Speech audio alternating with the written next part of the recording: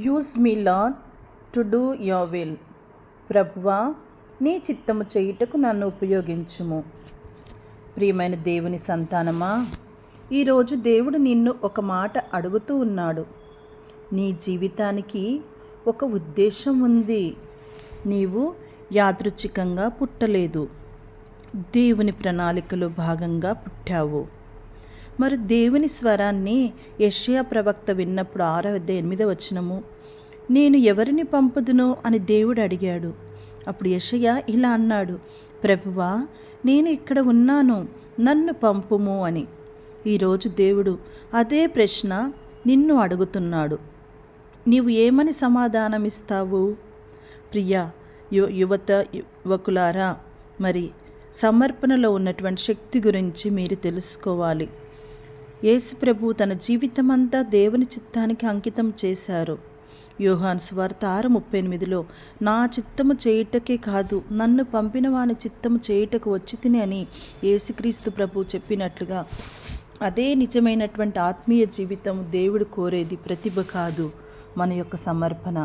మరి ప్రియ సహోదరులారా, మరి ఈరోజు నువ్వు ధైర్యంగా దేవుని సేవలో మరి ప్రార్థన చేయటానికి సిద్ధంగా ఉన్నావా?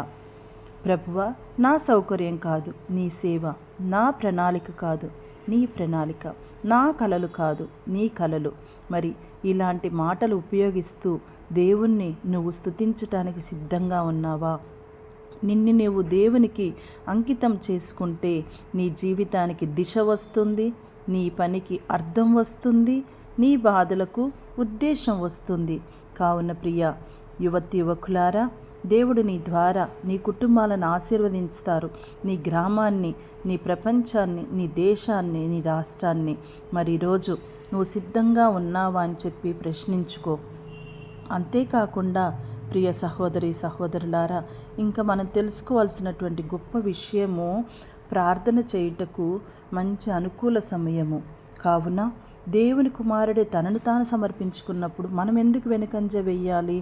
మరి ప్రియ సహోదరులారా, ధైర్యమైన ప్రార్థన చెయ్యి. బాధ్యత కూడిన సమాధానం దేవుడు ఇస్తాడు. నా మాటలను ఉపయోగించు ప్రభువా, నా చేతులను నీ సేవకు వాడుకో ప్రభువా, నా జీవితాన్ని మహిమకు వాడుకో అని ప్రార్థన చెయ్యి.